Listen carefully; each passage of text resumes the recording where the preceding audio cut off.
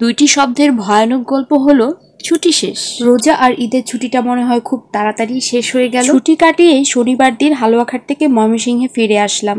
ফিরেই শুনতে পারলাম যে আরো 7 দিনের ছুটি দিয়ে দিয়েছে। কারণ গ্রীষ্মের যে দাবদাহের একটা তাপ, সেটা সহ্য করা বাচ্চাদের জন্য খুবই অসহনীয় ব্যাপার। এই তো শনিবার দিন 8টার দিকে আমরা রেডি হয়ে গিয়েছিলাম, কারণ গাড়ি ছিল 8:30টায়। এবার হালুয়াঘাট থেকে ময়মনসিংহ ফেরার পালা, কারণ ছুটি শেষ।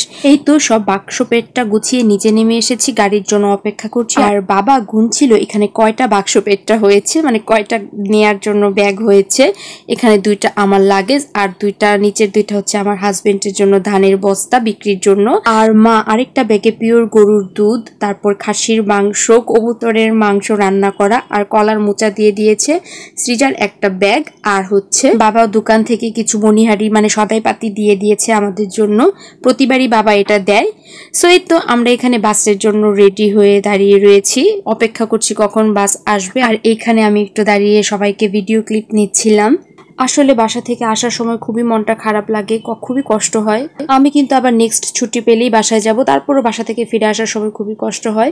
এদিকে আমার বাবা শ্রেষ্ঠাকে একটু আদর করে দিচ্ছিল, আর শ্রেষ্ঠা দাদু বলতে পাগল। শ্রেষ্ঠা মামার বাড়ি সবার জন্যই পাগল, কারণ মামার বাড়িতে তাকে সবাই আদর করে, মানে সবাই। এই তো বাসে ওঠার সাথে সাথে বাস ছেড়ে দিয়েছে, আর সকালবেলা রওনা দিয়েছি এর জন্য যাতে খুব তাড়াতাড়ি ঠান্ডা ঠান্ডা চলে আসতে পারি, কারণ রোদ উঠে পড়লে আসাটা খুবই কষ্টকর হয়ে যায়। আর রোদের যে তাপ, এত একটা অসহনীয় গরম পড়েছে যা বলার বাইরে। এটা হচ্ছে হালুয়াঘাট শহীদ স্মৃতি ডিগ্রি কলেজ। আমি যখন বাসায় গিয়েছিলাম তখন কিন্তু এটার ফ্রন্ট সাইডটা আপনাদের দেখিয়েছিলাম।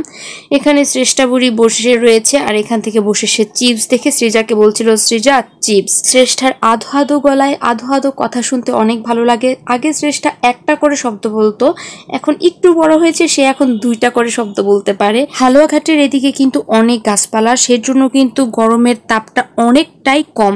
দেখতেই পাচ্ছেন চারিদিকে গাছ আর গাছ, আর সবুজে ঘেরা বিস্তীর্ণ মাঠ। দুদিকে রাস্তাটা খুবই সুন্দর লাগছিল। আর কিছু দূর যেতে শ্রেষ্ঠা আবার চিপসের প্যাকেট দেখতে পারলো। চিপসের প্যাকেট দেখে তার মাথা নষ্ট হয়ে গিয়েছে। সে সৃজাকে আবার বলছে, সৃজার চিপস। আমি জিজ্ঞাসা করলাম কি, সে বলল চিপস।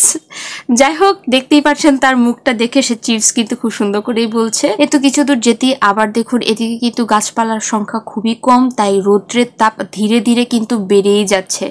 এতো কথা বলতে বলতে কিন্তু ব্রিজে চলে আসলাম। ময়মনসিংহের ব্রহ্মপুত্র নদের জল একদম শুকিয়ে গিয়েছে। তো আমরা গাড়ি থেকে নেমে পড়েছি, নেমে একটা অটো করে ফেলেছি। আর এই যে আমার একদম বাক্স পেটটা নিয়ে বসে রয়েছি। আর সৃজা খুবই বিরক্ত বোধ করছে, কারণ আমি এই অটোর মধ্যেও ভিডিও করছিলাম। যদি একটা কোনো সমস্যা হয়, যে কথা সেই কাজ, আমার কিন্তু একটা ব্যাগ আসলে রাস্তায় পড়ে গিয়েছিল। তারপর গুপি আবার সেটাকে উঠিয়ে নিয়ে এসেছে।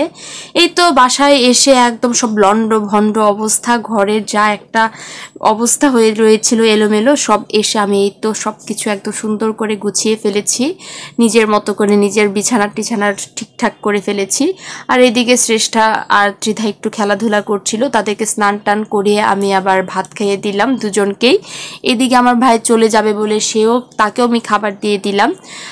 তখন বিকাল 3টা বাজে, সে যখন খাবার খাচ্ছিল, কারণ 3:30টায় আবার সৃজার প্রাইভেট ছিল, তার সৃজাকে নিয়ে আবার আমি প্রাইভেটে যাব। সৃজাকেও আবার তাড়াতাড়ি করে একটু ডিম দিয়ে ভাত খাইয়ে দিলাম। আর আচ্ছা বলুন তো, কার কার এরকম ডিম পোচ করার সময় ডিম ভেঙে যায়, ডিমের কুসুমটা? আমার কিন্তু প্রায়ই হয়, খুব কম যে আমার ডিম ঠিকঠাক হয়। এই তো সৃজাকে এবার প্রাইভেটে দিতে যাচ্ছি, যেহেতু ছুটি শেষ, সবকিছুর কর্মজীবন শুরু হয়ে গিয়েছে সবারই। আর বাইরে বের হয়ে দেখি প্রচুর রোদ, মানে রোদের তাপে তাকানো যাচ্ছে না। আর আমি বাসায় খাওয়া দাওয়া করে একদম মানে মোটা হয়ে এসেছি, মুখটা দেখেই বোঝা যাচ্ছে যে আমার স্বাস্থ্য কি পরিমাণ বেড়েছে। এই তো চেনা পরিচিত ময়মনসিংহের রাস্তা। সো আজকে আমার ভিডিওটা তাহলে এই পর্যন্তই। আমার ভিডিওটা সবার ভালো লেগে থাকলে অবশ্যই সবাই লাইক করে দিবেন। সো আজকের মতো এখানেই, টাটা।